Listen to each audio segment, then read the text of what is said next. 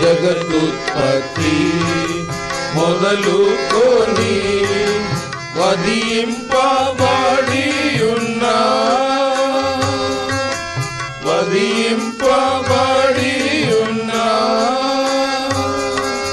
దేవుని గొర్రె పిల్లగా తానై దేవుని గొర్రె పిల్లగా తానై పరమందారాధన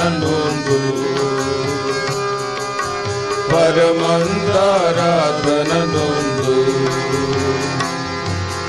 యేసు క్రీస్తు నిన్న నేడు